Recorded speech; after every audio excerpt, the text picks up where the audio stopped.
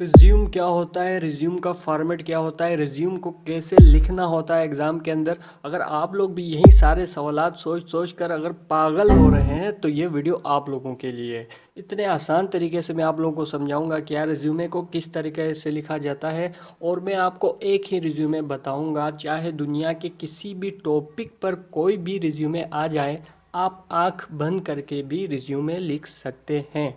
तो मैं आपसे कुछ नहीं चाहता, जस्ट आपने वीडियो इन तक देखना है, कोई भी पार्ट स्किप नहीं करना।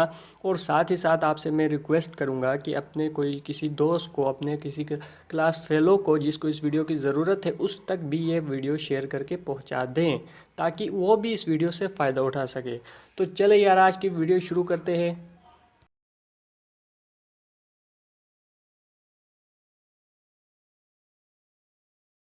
तो सबसे पहले आप लोग ये देख लें कि ये जो वाइट आप लोग को नज़र आ रही है स्क्रीन, ये आपका पेपर होगा जिस पे आप लोग लिखेंगे, ठीक है।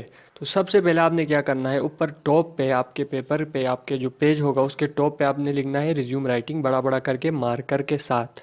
चाहे ब्लैक मार्कर से लिखें, ब्लू से, आपकी मर्ज़ी है। फिर उसके बाद आपने अपना इंट्रोडक्शन देना होता है, ठीक है। इंट्रोडक्शन देने का फॉर्मेट कुछ इस तरीके से है। सबसे पहले आप नेम लिखेंगे, फिर दो डॉट लगाएंगे, फिर A dot B dot C. इधर अपना नाम नहीं लिखेंगे, अलाउ नहीं है, A dot B dot C ही आप लिखेंगे। फिर इसके बाद आता है जी एड्रेस। एड्रेस लिखने का तरीका ये है कि आप एल एम एन सेक्टर लिखेंगे, इसके बाद अपनी सिटी का नाम लिखेंगे, जो भी आपकी सिटी का नाम होगा, ठीक है। उसके बाद है जी डेट ऑफ बर्थ। आप अपनी डेट ऑफ बर्थ लिखें, अपनी दादी की लिखें, अपनी अम्मी की लिखें, आपकी मर्ज़ी है। डेट ऑफ बर्थ में कोई भी रुकावट नहीं है, लेकिन आप फॉर्मेट इसी हिसाब से लिखेंगे। सबसे पहले डे लिखें, फिर मंथ लिखें, फिर ईयर लिखें, ठीक है। फॉर्मेट सेम रहेगा, बाकी डेट ऑफ बर्थ आपकी मर्ज़ी है। फिर इसके बाद आता है जी सेल नंबर। सेल नंबर में भी आपने अपना ओरिजिनल सेल नंबर नहीं देना है, अलाउ नहीं है, ठीक है। सेल नंबर के जगह में आप लोग प्लस के बाद ये ज़ीरो ज़ीरो लगाकर छोड़ देंगे। फिर उसके बाद आता है जी ये फ़ोटो। यहाँ पर आपने अपनी फ़ोटो चिपकानी है, लेकिन एग्ज़ाम में तो आप फ़ोटो नहीं चिपका सकते, तो आप सिंपल एक स्क्वायर बनाकर उसको थोड़ा सा शेड करेंगे और उधर बीच में लिख देंगे मार्कर से फ़ोटो, तो एग्ज़ामिनर को समझ में आ जाएगा, ठीक है। फिर उसके बाद नेक्स्ट है जी ऑब्जेक्टिव। ऑब्जेक्टिव मैंने बना के आपको दे दिया, सिंपल यहाँ से लेके यहाँ तक आप पढ़ें, इसको रटा मारें। किसी भी टॉपिक के लिए आपका ये ऑब्जेक्टिव ही रहेगा, किसी भी टॉपिक पर आ जाए, चाहे अकाउंटेंट के लिए, चाहे किसी भी चीज़ के लिए आ जाए, ए टू जेड इसी फॉर्मेट से हम लोग आगे चलेंगे, ठीक है। आगे कुछ छोटी मोटी चेंजेस होंगी, वो मैं आपको साथ ही साथ बता दूंगा। फिर इसके बाद है जी एजुकेशन।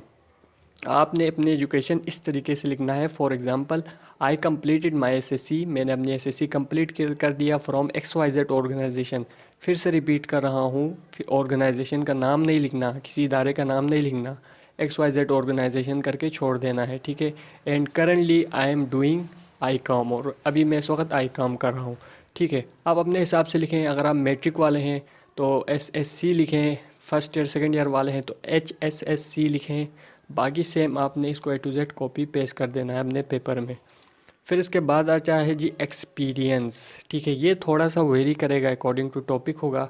फॉर एग्ज़ाम्पल अगर आप लोगों ने टीचिंग के लिए रिज्यूमे लिखना है, तो फिर यहाँ पर आप एक्सपीरियंस में क्या लिखेंगे, I have 1 year experience as a teacher लिखेंगे।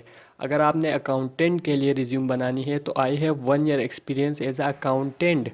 अगर आपने किसी मैनेजर के लिए, पोस्ट के लिए आपने रिज्यूम बनानी है तो I have 1 year experience as a manager in X Y Z organisation. तो आप लोगों को समझ में आ चुका होगा कि ये टॉपिक के हिसाब से आप इसको वेरी करके अपने हिसाब से बना सकते हैं, ठीक है। मैंने आपको तरीका बता दिया।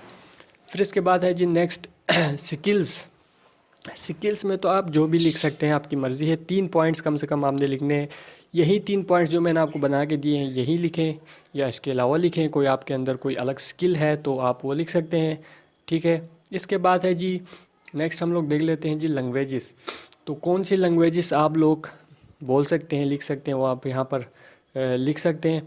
तो इंग्लिश, उर्दू और अरबिक लिखें, ठीक है ना। एग्ज़ामिनर को कौन सा पता चलेगा यार, उसने आपसे इंटरव्यू थोड़ी लेना है। आप यहाँ पर लैंग्वेजेस में इंग्लिश, उर्दू, अरबिक, फ़ारसी, स्पेनिश कुछ भी लिख सकते हैं, लेकिन 3 से ज़्यादा ना लिखें, ठीक है। फिर इसके बाद हम लोग बढ़ जाते हैं जी कोर्सेज़ की तरफ। अगर आपने कोई कोर्स किया है तो आप वो यहाँ लिख सकते हैं, लेकिन एग्ज़ाम में आप अकॉर्डिंग टू नीड लिखेंगे। फॉर एग्ज़ाम्पल फिर से वही बात, अगर आप लोगों के लिए टीचिंग के लिए अप्लाई कर रहे हैं, टीचिंग के लिए रिज्यूमे दे रहे हैं, तो आप लिखेंगे I have done 1 year course of teaching from X Y Z organisation. अगर अकाउंटेंट के लिए करें तो I have done 1 year course of accountant. इसी तरीके से चलता रहेगा। फिर उसके बाद रेफरेंस है, रेफरेंस में आप लोग reference will be provided on demand लिख सकते हैं। तो इसी के साथ आपकी वीडियो एंड हो जाती है। वीडियो पसंद आए तो चैनल को लाइक, कमेंट और सब्सक्राइब लाजमी करना। मज़ीद वीडियोस के लिए हमारे साथ बने रहें।